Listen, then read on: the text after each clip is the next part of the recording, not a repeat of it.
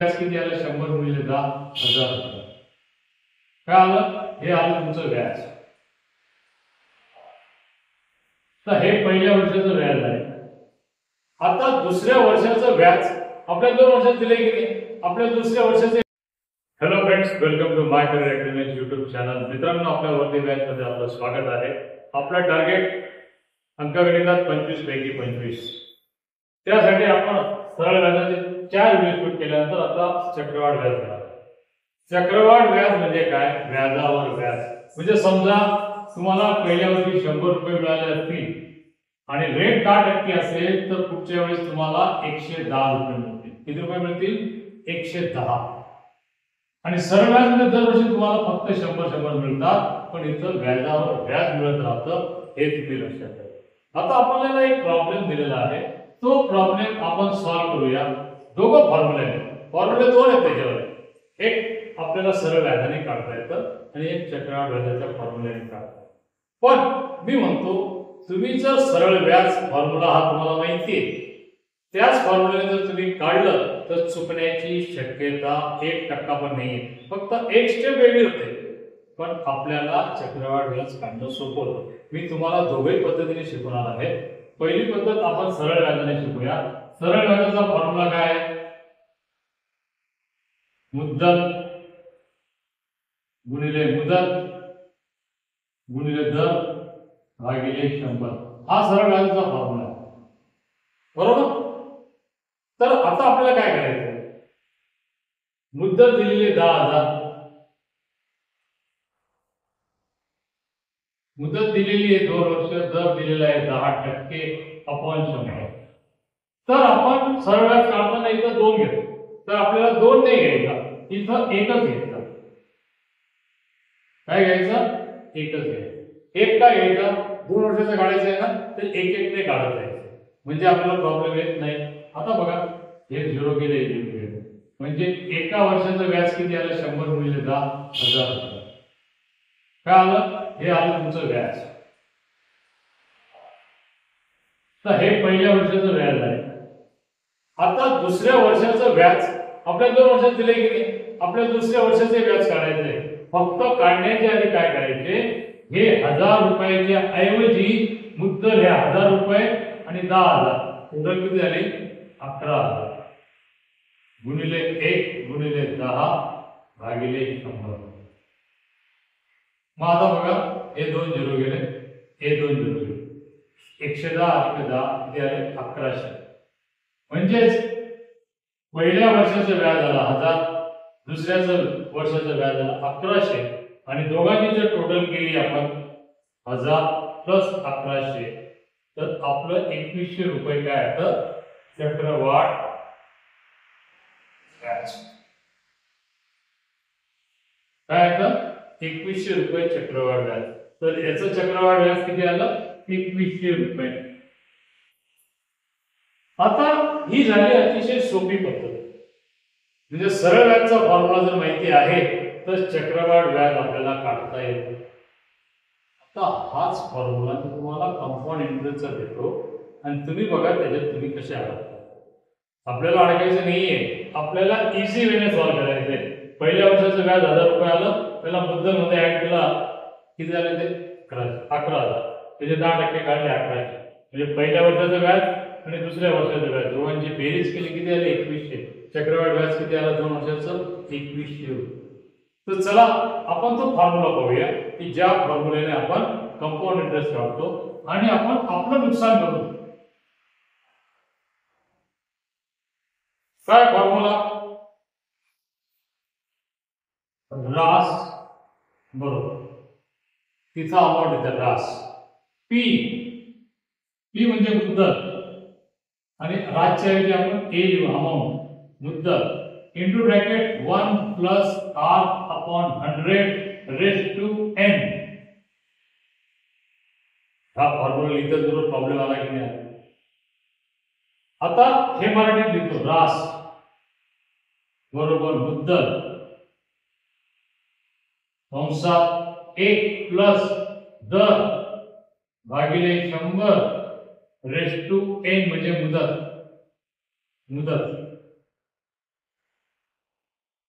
मुद्दल किती दिलेली आहे? 10,000 कंसात 1 आपण 1 प्लस 10/100 आणि वरती कंस किती आहे घातांक त्याचा आला 2. मुदत किती वर्षे? 2 वर्ष. आता हा प्रॉब्लेम सॉल्व करताना आपल्याला अडचणी काय येतात? आपलं कॅल्क्युलेशन वाटतं. हा 10,000 हा गुणिले 100 × 100 अधिक 10 110 भागिले 100 आणि हे किती वेळेस द्यायचे? 2 वेळेस. तर हा त्यांचा वर्ग दिलेला आहे. आणि आता बघा हा 0 गेला, हा 0 गेला, हा 0 गेला, हा 0 गेला, तर हा गेला, हा गेला, हा गेला. आता झालं काय? आज 100 गुणिले 11 गुणिले 11 121 म्हणजे किती आले ते? 12,100. 12,100 काय आले? रास. त्याच्यातून आपल्याला मुद्दल वजा करायची आहे. -10,000 बरोबर व्याज किती आलं तुमचं? 2100. आता मला सांगा तुम्ही सोपी पद्धत कोणती? तुम्हाला ह्याच्याने करायला आवडेल का पहिल्या पद्धतीने काढायला करायला आवडेल? आणि मी त्याच्यापुढे अजून तिसरी स्टेज सांगतो. चला अजून हा फॉर्म्युला लक्षात नसला तर आपण काय करायचं? तिसरी पद्धत पण सांगतो. सोपी पद्धत आहे, तिसरी पद्धतही सांगतो.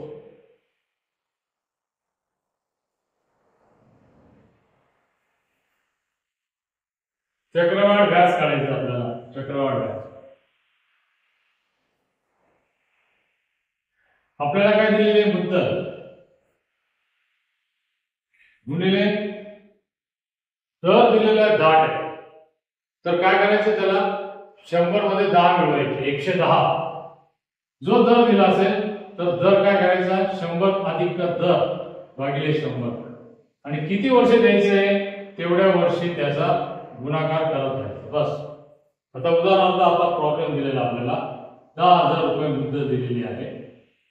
दर 10% म्हणजे 110/100 गुणिले 110/100. तो फॉर्म्युला जरी लक्षात नाही राहिला तरी हा फॉर्म्युला सोपा होता की नाही? आणि मग आपल्याला याचं उत्तर येतं 2 0 गेले, हे 2 गेले. 110 गुणिले 110 11 गुणिले 11 121 2 0. ही जी येईल ती रास येते आणि रासमधून मुद्दल वजा केली की आपल्याला मिळतं व्याज 2100 रुपये. मित्रांनो मी तिन्ही तीन पद्धती सांगितल्या. ह्या 3 पद्धतीत तुम्हाला कोणती सोपी वाटते ते बघा. पण मला वाटतं हे कॅल्क्युलेशन आता तुमचे 2 वर्षाचे म्हणून सोपे. जेव्हा 3 वर्षाचे करायला जाल ना तेव्हा तुम्हाला प्रॉब्लेम कसे येतात ते कळतील. म्हणून ह्या पद्धतीचा वापर शक्यतो टाळा आणि जी आपण सरळ व्याजाची पद्धत घेतली ती घ्या. मिस्टेक होण्याची शक्यता नाही. आता बघा फ्रेंड्स, तर आता आपण दुसरा प्रॉब्लेम बघूया. त्याच्यात मुद्दल 20,000 आहे. मुदत 3 वर्ष, दर 10%. आता 1 वर्ष जास्त आणि तुम्हाला हिंट देतो 3 वर्षापेक्षा जास्त कोणीही विचारत नाही, कारण याला टाइम लागतो आणि तो टाइम आपल्याला इतर प्रॉब्लेम सॉल्व्ह करण्यामध्ये तो आपला वाचवायचा असतो आणि याच्यात 3 वर्षापेक्षा आतापर्यंत ते विचारलं गेलेलं नाहीये. तर चला बघूया. आपल्याला माहिती आहे मुद्दल किती आहे? 20,000 आणि आपण सरळ व्याजचा फॉर्म्युलाने सॉल्व्ह करणार आहोत. कंपाऊंड इंटरेस्टच्या फॉर्म्युलाने नाही. काय फॉर्म्युला आहे? मुद्दल गुणिले मुदत गुणिले दर भागिले 100 हा आपला फॉर्म्युला आहे. या फॉर्म्युल्यानुसारच आपल्याला सॉल्व्ह करायचं किंवा दुसराही फॉर्म्युला दी. पण आधी हा कसा आहे बघा. मुद्दल किती आहे? 20,000 रुपये. मुदत 3 वर्ष. नाही घ्यायचं, एक वर्ष जायचं. 3 लिहून टाका. दर 10%/100. शॉर्टकटने नंतर याच्यात बऱ्याच गोष्टी करता येतात पण आता आपल्याला तो समजायला पाहिजे. म्हणजेच बघा 100 हा 0 गेला, हा 0 गेला. पहिल्या वर्षाचं व्याज आलं 2,000 रुपये. हे व्याज आपण याच्यात मिळवणार आहोत पुढच्या वर्षी 22,000 इंटू 8 इंटू 10/100 म्हणजे किती आले? 2,000. 1 0 जास्त कट केला आपण 2,200. म्हणजे हे दुसऱ्या वर्षाचं व्याज आलं.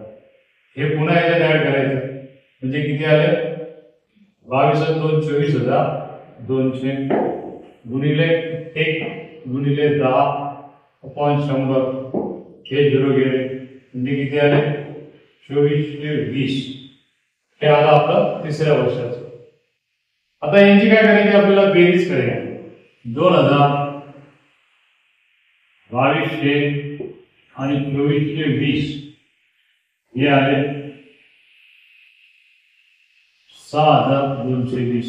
हे आपलं व्याज आलं 3 वर्षाचं 6,720. 6,720. तर मुलांनो ही जी पद्धत तुम्हाला दाखवली ही पद्धत तुम्हाला खरंच सोपी आहे आणि ह्या पद्धतीने सॉल्व्ह केलं तर तुमचा प्रॉब्लेम अतिशय सोपा होईल. आता जी दुसरी पद्धत आहे त्या दुसऱ्या पद्धतीने आपण सॉल्व्ह करून बघूया म्हणजे तुम्हाला ते इझी जायला पाहिजे. मी तर दोघं पद्धत सांगणार तुम्ही चॉईस करा की तुम्हाला कोणते आवडेल आणि अकॉर्डिंग टू तुमच्या आयक्यूनुसार तुम्ही त्याला सॉल्व्ह करू शकता. आता बघा मी तुम्हाला फॉर्म्युला काय दिला होता की मुद्दल लिहून घ्या 20,000 100 अधिक व्याजाचा दर 110/100 त्याला एक करून घेऊ. 3 वर्षे आहे 110/100 110.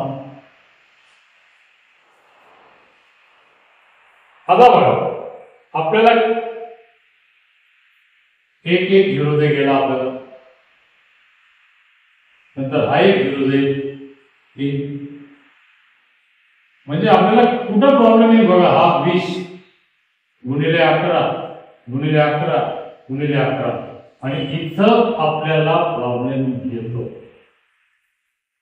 काय येतो आपल्याला इथं आपल्याला प्रॉब्लेम येतो म्हणजेच काय ह्या दोघांचा गुणाकार 121 पुन्हा त्याला 18 ने मल्टिप्लाय करा आणि पुन्हा 20 ने करा आणि मग या दोघांचा जो मल्टिप्लिकेशन आहे हा 121 आणि 11 यांचा गुणाकार आहे 1331. बरोबर 1331 ला आपल्याला 20 ने मल्टिप्लाय करायचं आहे. तर 20 ने मल्टिप्लाय केला तर किती 26 21 जुने 62 26 62 किती येतं 26 62 हे मुद्दल आहे. याच्यातून 20,000 रुपये तुम्ही वजा करा म्हणजे 6,720 रुपये तुमचं व्याज येतं. बरोबर. आता बघा हे 11चा क्यूब 1331 आहे हे तुम्हाला माहिती पाहिजे. पुन्हा त्याचा गुणाकार वाढवायचा का त्यापेक्षा पहिली पद्धत जी आहे ना सोपी तिला फॉलो करा.